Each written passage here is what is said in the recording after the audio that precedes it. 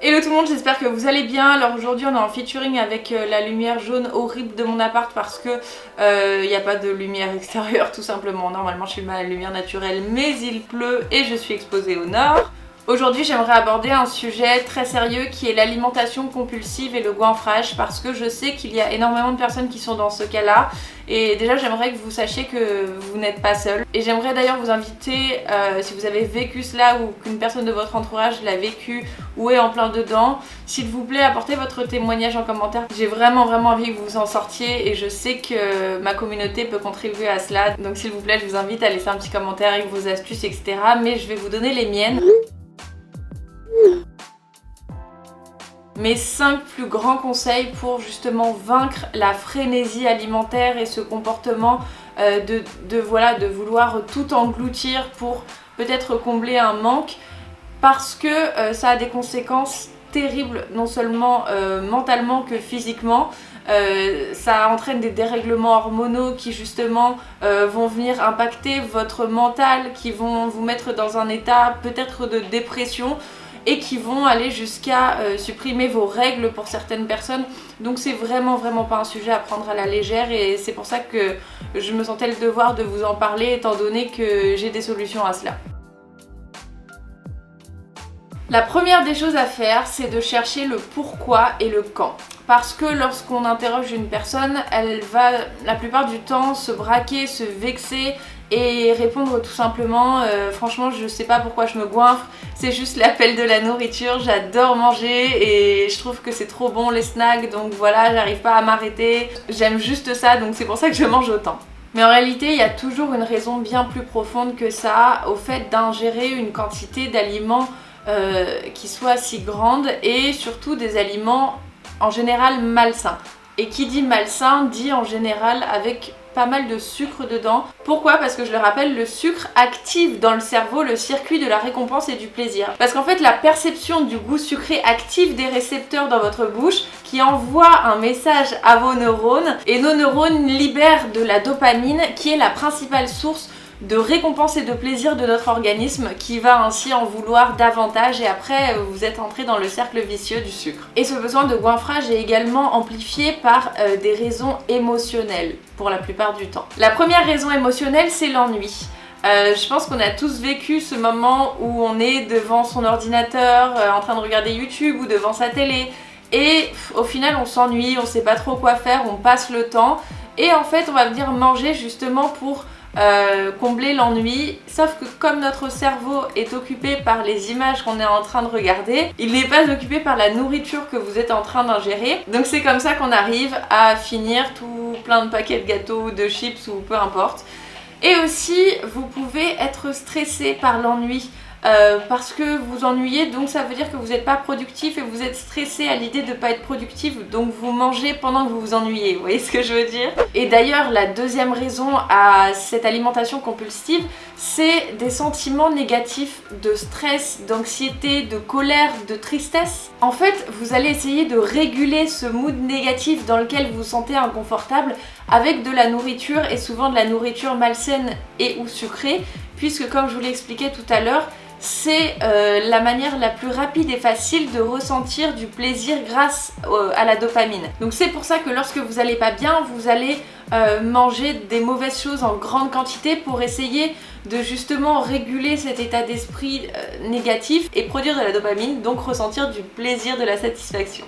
Une autre raison à cela, ça peut être également des problèmes avec l'image que vous renvoyez aux autres ou l'image que les autres vous renvoient de vous-même, qui est souvent très fausse. Et c'est souvent la puberté malheureusement parce que c'est à ce moment-là que notre corps change et il change souvent rapidement donc on n'a pas le temps de s'adapter à tout ça, ça nous fait peur et on se dit mais qu'est-ce qui se passe? Et vous vous sentez mal à l'aise avec ce nouveau corps et ça peut vraiment être amplifié par des remarques de vos collègues ou camarades à l'école qui vous font justement des remarques désobligeantes quant à votre physique.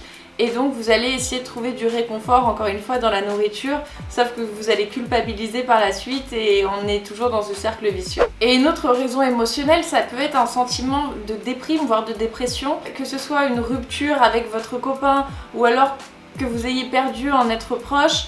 Vous ressentez un vide en vous et ce vide vous allez essayer de le combler au maximum avec de la nourriture Comme ça, vous allez vous sentir pleine et vous n'allez plus ressentir le vide. Le problème, c'est qu'être rassasié physiquement ne comblera jamais ce vide émotionnel. Au contraire, parce que vous allez vous sentir pleine à craquer et au final, vont s'enchaîner des sentiments de culpabilité et même des douleurs physiques puisque vous aurez trop mangé. Ensuite, il y a des raisons physiologiques à cela aussi. Par exemple, le manque de plats satisfaisants ou carrément la faim. On va le voir un petit peu plus tard dans la vidéo, mais vous aurez bien plus tendance à vous jeter sur des dizaines de snacks si vos plats principaux ne sont pas satisfaisants tant au niveau de quantité qu'au niveau du plaisir. Et enfin, on a aussi la soif qui joue beaucoup. Souvent on est déshydraté, on pense qu'on a faim alors qu'on a juste très soif sans le savoir. Donc lorsque vous avez vraiment envie de snacker, buvez toujours un très grand verre d'eau avant et vous vous rendez compte après que vous n'aviez pas spécialement faim mais que vous aviez juste très soif sans le savoir, parce que c'est pas normal d'avoir faim 2 heures après le repas. C'est en général vous mangez en trop petite quantité ou justement vous êtes déshydraté. Donc voilà, ça c'était le pourquoi. Et maintenant il faut aussi que vous analysiez le quand. C'est très important de savoir à quel moment vous mangez trop. Est-ce que c'est le soir lorsque vous êtes assis devant la télé? Prépare en amont, si tu sais que tu vas manger devant la télé le soir, prépare en amont des snacks sains. Sinon, est-ce que tu engloutis tout ton réfrigérateur lorsque tu rentres du travail? Parce que imaginons il est 18h30, c'est-à-dire qu'il est trop tôt pour dîner mais il est trop tard pour prendre un goûter. Donc du coup t'es un peu bloqué, t'es là à manger des petites cochonneries. Peut-être aussi que t'as passé une dure journée, que t'as le cerveau farci, que tu n'en peux plus, que tu rentres chez toi et que tu as juste besoin d'être réconforté et que tu trouves ce réconfort dans la nourriture justement. Si c'est le cas, anticipe aussi et prends un goûter vers 16h, 17h. C'est vraiment pas ça qui te fera grossir. Au contraire, il faut vraiment manger à sa faim et manger quand on a faim, ne pas s'affamer. Si tu as faim dans l'après-midi, fais-toi justement un snack. C'est pas que pour les enfants, il y a des snacks d'adultes qui sont très bien. Prends une poignée d'oléagineux avec une banane ou alors fais-toi un yaourt avec du granola dedans. Enfin, il y a 10 000 idées de snacks sains, d'ailleurs j'en ai fait sur ma chaîne. Mais ne considère pas que si tu goûtes, tu vas grossir. Au contraire, c'est justement en rentrant chez toi à 18h30 et en ayant super faim parce que justement tu t'es privé dans l'après-midi que tu vas te jeter sur n'importe quoi et c'est là que ça va te faire grossir.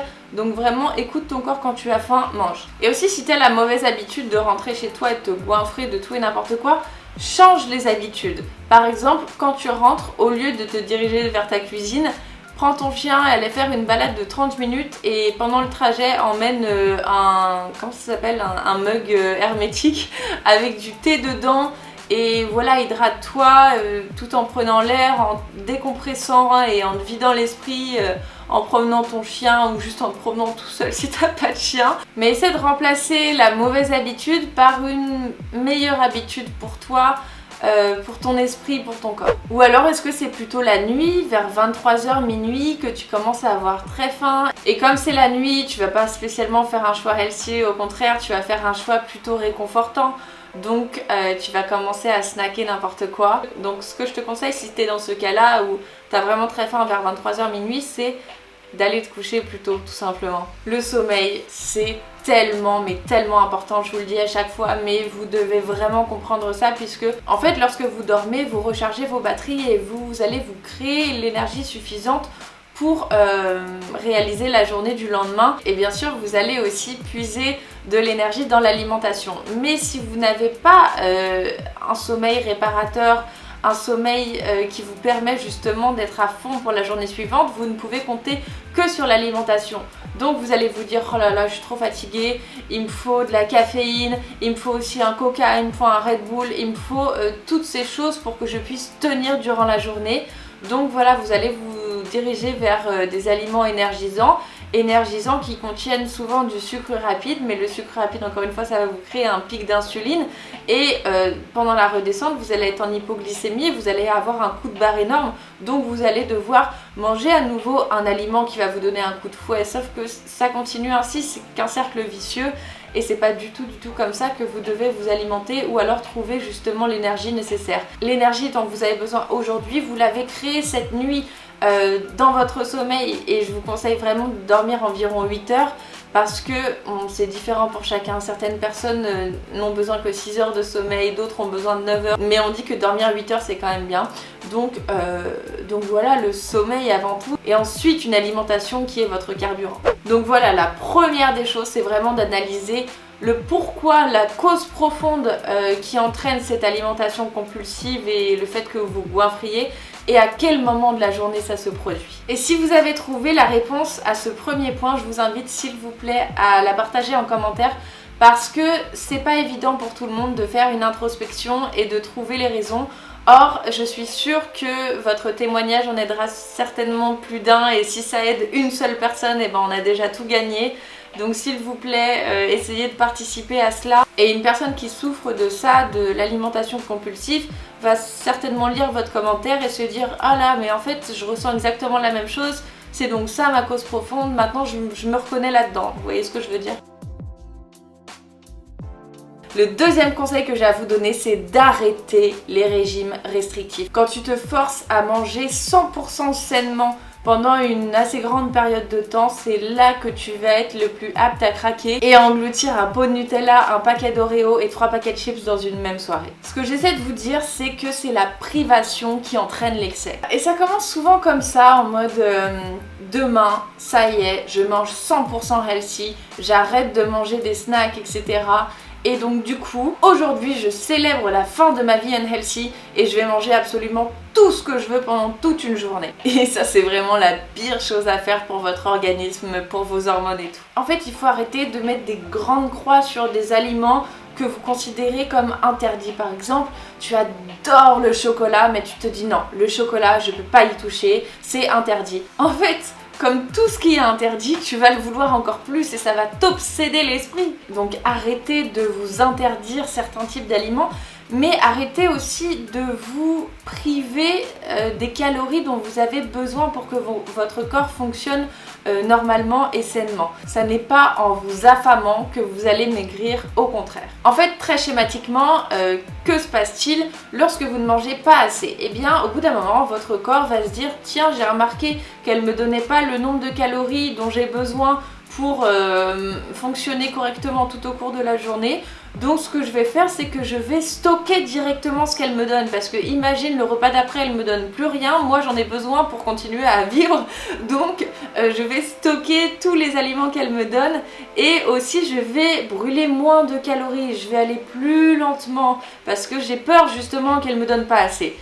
Schématiquement, c'est un peu ça. Donc c'est pour vous montrer que c'est complètement contre-productif et très malsain de vous affamer et de ne pas manger à votre faim. Et pour ça, je vous recommande vraiment d'aller voir un professionnel, une nutritionniste qui va pouvoir déterminer avec vous le nombre de calories dont vous avez besoin. Mais voilà, pour en revenir à ce deuxième point qui est d'arrêter les régimes restrictifs et toutes les restrictions en tout genre et les interdictions sur les aliments, ça m'a fait beaucoup rire parce que la dernière fois j'ai posté une story, j'étais dans un hôtel et je prenais mon petit déjeuner, j'avais une salade de fruits, un thé et des viennoiseries, et il y a une de mes abonnées qui m'envoie oh, mais tu manges des croissants, tu manges des pains au chocolat, et moi j'étais choquée en mode oui, j'en mange. Où est le problème en fait? Parce qu'encore une fois, tu peux manger un pain au chocolat et toujours manger sainement. Manger sainement, ça veut juste dire donner à ton corps les bons aliments, les bons nutriments dont il a besoin. Ça veut pas dire ne jamais manger de chocolat, ne jamais manger de pizza. C'est vraiment trouver l'équilibre parfait pour toi. Ce qui est sain, c'est justement de savoir dire oui à ces aliments qui te font plaisir, de pouvoir manger une pizza, de pouvoir manger un pain au chocolat. Moi, je me prive de rien. Le fait de manger sainement, c'est de savoir se dire je mange cet aliment que je sais malsain dans une quantité raisonnable et à une fréquence raisonnable, c'est-à-dire pas tous les jours. Tu vois ce que je veux dire? À chaque fois au montage, je suis là en mode oui Marie, je vois ce que tu veux dire. Je sais pas pourquoi dans toutes mes vidéos je vous dis tu vois ce que je veux dire. Comme si vous alliez me répondre ouais grave. Et justement ça rejoint mon troisième conseil qui est de faire du 80-20. Vous me demandez souvent sur Insta mes secrets, comment je fais pour ne pas craquer. Et alors déjà j'aime pas le terme craquer parce que ça insinue qu'il y a une règle, une interdiction, qu'on franchit. On commet pas une mauvaise chose en mangeant une pizza, on commet une mauvaise chose en mangeant des pizzas en trop grande quantité et trop régulièrement. Et souvent quand on mange quelque chose justement sans réussir à s'arrêter, c'est parce qu'on se l'est interdit, on s'est privé pendant trop longtemps de cet aliment-là. Alors personnellement, j'aime pas du tout les cheat days. Pour moi, c'est pas sain et c'est pas bon pour nos hormones de manger très sainement, 100% sainement durant toute la semaine et un jour se lâcher totalement et manger n'importe quoi. Ce que je trouve beaucoup plus sain, beaucoup plus logique et ce qui permet justement de ne pas avoir une alimentation compulsive, c'est de faire du 80% d'alimentation saine pendant la journée et les 20% restants, justement manger ce dont on a envie, 2 Oreos, un peu de chips. Vous voyez ce que je veux dire? De manger des aliments malsains un peu chaque jour, mais vous voyez, en petite quantité, plutôt que d'un coup avaler des tonnes de pizza et de pancakes et de Nutella. Pourquoi? Parce que si vous mangez pendant les 80% de la journée des aliments qui sont sains pour vous, les 20% restants où vous vous faites plaisir avec des trucs un peu malsains, ça n'aura aucun impact sur votre corps, mais ça aura un impact très positif sur votre esprit. Le tout, c'est vraiment de savoir doser, mais si vous vous accordez chaque jour des petits plaisirs coupables comme ça, vous verrez que vous n'allez pas du tout grossir et que vous vous sentirez bien mieux dans votre esprit. Et vous ne ressentirez plus à terme ce sentiment de culpabilité face à l'alimentation parce que vous saurez que les 80% du temps vous mangez sainement. Et aussi, comme tu sais que tu n'es pas en train de te priver, tu vas manger tranquillement 2 petits Oreos avec ton café et tu vas pas manger tout le paquet entier parce que tu sais que demain tu pourras en manger à nouveau sans problème. Donc il y a vraiment cette notion d'interdit qu'il faut, je pense, totalement enlever de notre esprit. Aucun aliment ne doit être interdit, aucun aliment ne doit être à bannir. Je pense qu'on peut tout manger tant qu'on fait attention à la quantité et à la régularité. Le 4e conseil essentiel pour ne pas avoir cette alimentation compulsive et se jeter sur tout ce que vous trouvez, c'est de ne pas sauter de repas. Si vous sautez des repas, vous allez dérégler votre organisme, vous allez mourir de faim, vous allez vous jeter sur le premier truc unhealthy que vous trouvez justement pour vous réconforter. Et dans sauter des repas, je considère aussi que le goûter, ça peut être un repas si vous en avez besoin. Encore une fois, si vous rentrez chez vous 18h30, que vous êtes mort de faim, ça veut dire que vous avez besoin d'un goûter. Et il y a beaucoup de personnes qui pensent que si elles prennent un snack pendant l'après-midi, elles vont grossir. Or, c'est tout l'inverse. Justement, si vous donnez à votre corps les nutriments qu'il réclame, parce que si vous avez faim, c'est que votre corps réclame des nutriments, et bien vous n'aurez aucun problème de prise de poids. Et justement, j'ai fait plein de vidéos sur mes snacks healthy. Mais encore une fois, ce qui est très important d'apporter à votre organisme, c'est les bons lipides et beaucoup de protéines aussi, donc c'est pour ça que j'adore les oléagineux, c'est parce qu'ils contiennent les deux en très grande quantité, et aussi des fruits, parce que comme les fruits c'est sucré justement, ça vous permet de ne pas avoir cette tellement grande envie de sucre, parce que c'est beaucoup mieux de consommer du fructose que du saccharose, mais dans tous les cas je vous conseille de consommer les fruits entiers parce que sinon si vous les consommez en jus, vous allez provoquer un pic d'insuline avec le fructose qui est juste concentré en fait. Si vous n'avez pas les fibres, ça fait une concentration de sucre. Donc il vaut toujours mieux manger des fruits entiers. Enfin bref, ne sautez pas de repas, au contraire, je vous conseille de rajouter des petits repas au long de la journée. Il vaut mieux manger plusieurs fois, 5 fois en petite quantité, plutôt que manger 2 fois en très grande quantité.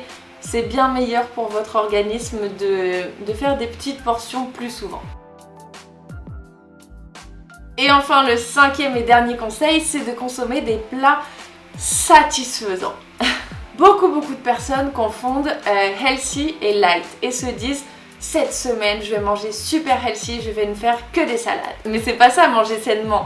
Moi, si le matin je me fais des fruits, le midi je mange une salade et le soir une soupe, mais je vais devenir folle. Si je fais ça pendant une semaine, vous pouvez être sûr que la semaine d'après, je vais manger que des pizzas, des burgers, des jappes et tout ce que vous voulez pour justement essayer de rattraper toute cette frustration que j'ai eue pendant la semaine.